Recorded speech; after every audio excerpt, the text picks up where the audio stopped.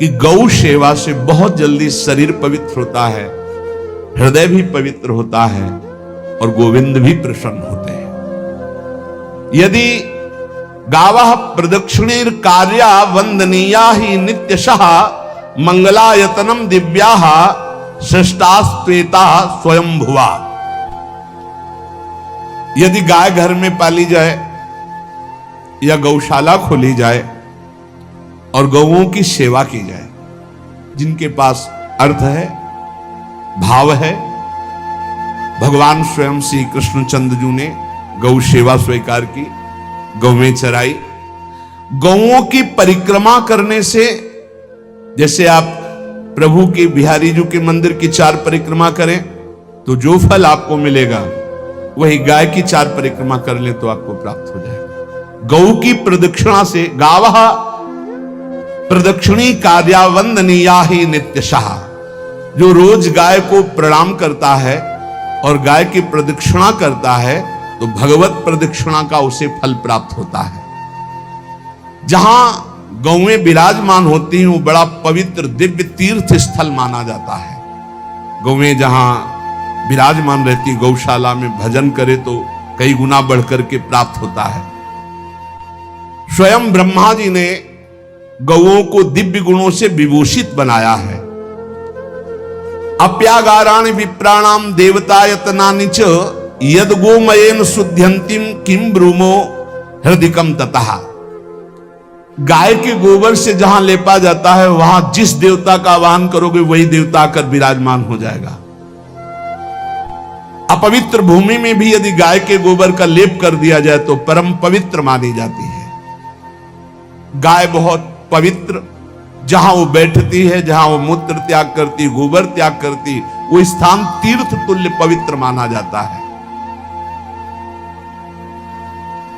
भगवान जब गाय के पीछे पीछे चलते तो गोरज उड़कर उनके मस्तक पर विराजमान होती, उनके मुखार बिंद पर विराजमान होती। बाल गोविंद के अनिष्टों को दूर करने के लिए गाय के पूंछ को उनके ऊपर से झाड़ा देती थी मैया। जब गुरुमंत्र वैदिक सिद्धांत से दिया गया था पहली बार तो पंचगव्य पिलाया गया था। गोमूत्रम गोमयम क्षीरम दधि सर्पिस्तथैव च गवाम पंच पवित्राणि पुनंत सकलम जगत। कितना भी बड़ा पापी हो, अगर पंचगव्य पिलाया जाए तो वो वैदिक मंत्रों को स्वीकार करने लायक हो जाता है, पवित्र हो जाता है। पंचगव्य में 5 चीजें गाय की होती है। गाय का मूत्र, गाय का गोबर, गाय का दूध, गाय का दही और गाय का घी, ये 5 मिलाकर पंचगव्य पिलाया गया था। पहली बार जब वैदिक मंत्र दिया गया था तो पंचगव्य बनवाया था गुरुदेव भगवान ने सन्यास, और वो पिलाया था। ये पंचगव्य पिलाने से अपवित्रता का नाश होकर पवित्रता का संचार होता है। इसलिए धन्य है उनका जीवन जो गौ सेवा परायण है भगवत भाव से। गाय में साक्षात भगवान का भाव रखकर गौ सेवा करते हैं।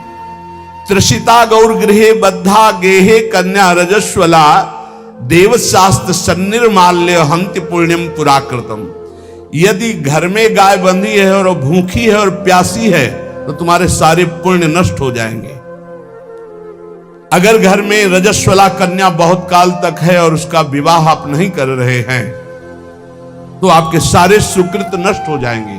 यदि घर में ठाकुर जी विराजमान है, कर का पहनाया हुआ माला सुबह तुमने देख लिया तो तुम्हारे सारे पुण्य नष्ट हो जाएंगे, क्योंकि शयन कराते समय तुमने उतारा नहीं, अर्थात तुम सेवा में प्रमाद करते हो। तो देवतास्त्र सन्निर्माल्य हंति पुण्यम पुराकृतम। जैसे सुबह श्रृंगार किया तो रात्रि के शयन के समय वो हटा लेने चाहिए माले। जब हम शयन कराते हैं तो भले पुष्प शैया पे शयन कराएं पर माला नहीं धारण करें। श्रृंगार का माला अगर दूसरे दिन दर्शन किए क्यों पहने ठाकुर जी तो तुम्हारे सुकृत नष्ट हो जाएंगे। गाय बंदी हो घर में, वो प्यासी है और भूखी है, तुम्हारे सुकृत नष्ट हो जाएंगे। त्रिषिता गौर गृहे बद्धा, क्योंकि तुम्हारे पास है, सेवा करना चाहिए। यो वै गाम प्रतिसिद्धेन तो चरंतिम च स्वतरणम नरहा तस्य पूर्वे च पितरः कंपन्ते पतनोन्मुखा। यदि गाय हरी हरी घास चर रही कहीं और तुमने डंडा ऊपर प्रहार किया और लाठी मारी तो तुम्हारे पितर खोपड़ी के बल नरक जाने के लिए तैयार हो गए। ये लिखा है चरंतिम स्वम तृणम नरः तो तस्य पूर्वे च पितरः कंपन्ते पतनोन्मुखा। इसीलिए क्या भारत से कहीं किसी की तुलना हो सकती है जहां गौ को माता की पदवी दी गई, जहां गौ को हम आराध्य देव के रूप में मानते हैं, आराधना करते हैं।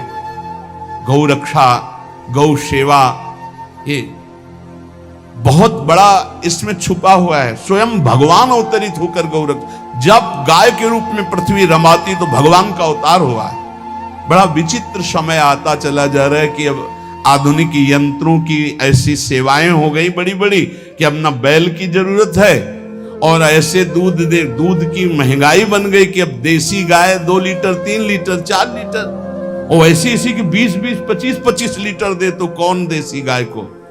गौओं का सेवा का भावना शास्त्र आज्ञा करता है कि जो प्रतिदिन अग्रग्रासे परोभावा कर्तव्यो भक्ति तोन्वहम अकृत्वा स्वयं आहारम कुर्वम नापनोति दुर्गतिम। जे ही तुम्हारे गृहस्थ में घरों में पहले होता था, अब तो भगवान जाने, जे ही पहली रोटी तवा में गई तो वो निकाल करके पक्की रखी जाती थी गौग्रास के लिए, पहला रसोई में। तो इसमें लिखा प्रतिदिन स्वभोजनम, पहले स्वयं भोजन न करके गाय के लिए ग्रास निकालना चाहिए। तो जिनके पास अर्थव्यवस्था जो गृहस्थ धर्म में है या जिनके पास अर्थ है, कुछ रोज 1 रुपया निकालो।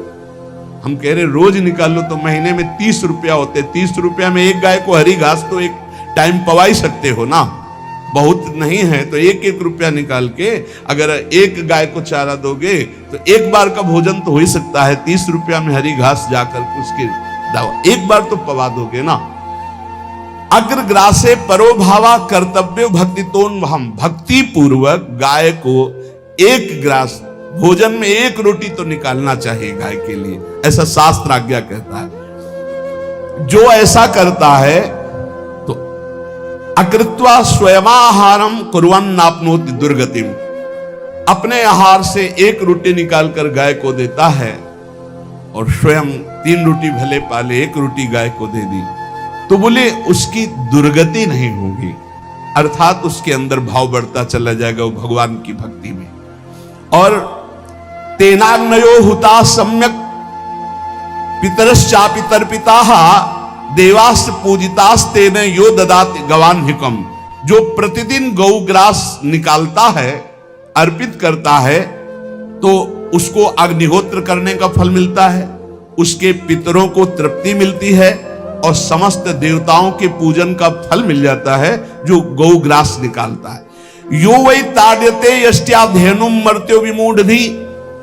जो मूर्ख मनुष्य, जैसे अब गाय दूध नहीं दे रही, मार डंडे डंडे मार रहे हैं, इंजेक्शन लगा रहे हैं, ऐसे वैसे कर रहे हैं, उसको ताड़ना दे रहे हैं, तो बोले जो मूढ़ बुद्धि मूर्ख मनुष्य, यो वै ताड्यते यष्ट्याधेनुम मर्त्यो विमूढ़धि, वो गाय को लाठी से मारता है, डंडे से मारता है, हाथों से मारता है, तो धर्मराजस्य नगरेशा याति करवर्जिताः।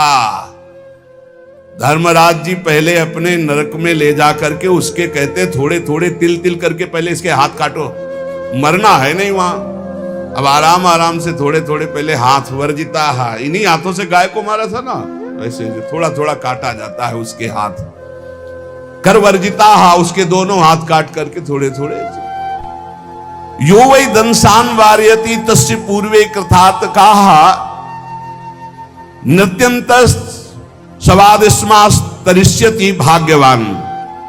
जो गौ के शरीर को स्नान कराता है, गौ के शरीर को कीट आदि से मच्छर आदि से रक्षा करता है और खूब अच्छा अच्छा पदार्थ गौ को, केवल दूध के लोभ से नहीं, ये हम गौ सेवा की बात कर रहे हैं, ये कि नहीं वहां 10 लीटर दूध देती तो हाथ फेरो, जब दूध नहीं देती है तो चारा भी ठीक से नहीं दे रहे और उसके ये स्वार्थी हो, गौ सेवा का बात नहीं। वो दूध का लोभी केवल व्यापार की बात करता है। गौ सेवा का तात्पर्य है गौ सेवा केवल। खूब बछड़े को पिला दिया प्रसाद रूप से, जो दूध मिला उसका अपने सेवन की, वो बात तो अलग है।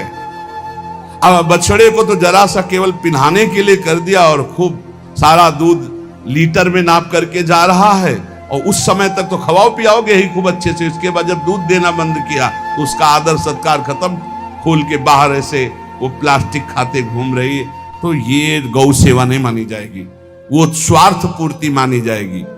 जो सदैव गौ सेवा करता है, उसके डांस मच्छर हटाता है, स्नान कराता है, पीठ में हाथ फेरता है, उसके पूर्वज जो पितर होते हैं वो नाच पड़ते हैं, उनका मंगल होना शुरू हो जाता है कि हमारे वंश में गौ सेवक पैदा हुआ, बड़ा भाग्यवान है और वो गौ के द्वारा हमें तार देगा, ऐसा भाव। गौ सेवा हमारे सनातन धर्म में बहुत बड़ा स्थान गौ सेवा का है। पर एक बात ध्यान रखें, इन सब सेवा का फल है भगवान के चिंतन में निरंतर वृत्ति डूब जाए। हमारी एक एक वृत्ति, एक एक क्षण भगवान के चिंतन में डूब जाए। अगर नहीं तो हम आपको उत्तर दे रहे हैं, क्या महाराज नृग जैसा कोई गौ सेवक हुआ है दानी? भागवत में पढ़ लेना। करोड़ करोड़ गायों को, करोड़ों गौशालाएं थी, एक दो नहीं। इसलिए कह रहे हैं करोड़ों शब्द कि आप उसको कोई ज्यादा ना समझें। पृथ्वी के कोई भूमि के कण गिन सकता है, बारिश की बूंदे गिन सकता है, लेकिन महाराज नृग की गौएं जितनी दान की गई वो गिनी नहीं जा सकती थी, ऐसा वर्णन आता है। अरबों अर्बुद गौओं की सब स्वर्ण से अभिषिक्त करके ब्राह्मणों को दान करना।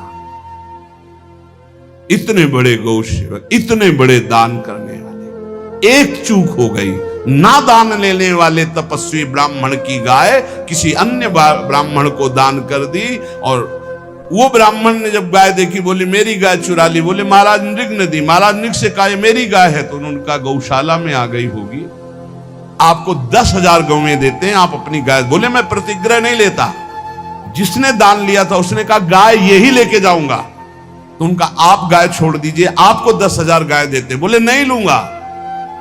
बस अनजाने के अपराध ने गिरगिट बना दिया था, कुएं का गिरगिट। पर भगवान बड़े कृपालु हैं, गौ सेवक थे, इसलिए गोविंद द्वारिकाधीश जी ने उनका उद्धार किया। सब साधन का फल है अच्युत भावना से युक्त होकर, भगवत भावना से युक्त होकर निरंतर भजन करते हुए सेवा परायण रहो, चराचर जगत की सेवा परायण रहो। भजन करना ही सबसे बड़ा परम धर्म है। हम सब सेवाएं करें जगत की, लेकिन अंदर से राधा राधा राधा, गोविंद गोविंद गोविंद गोविंद, आनंद आ जाएगा। तन से सेवा करो, मन से भगवान के चिंतन, मामनुष्मर युद्ध से भगवान के चिंतन में रहो। सेवा और व्यापार में अंतर होता है। गौ सेवा के बहाने से धन का जो दान लेना है और उसका अपने में प्रयोग करना, मैं पितरों सहित नरक जाना है, लिख लो।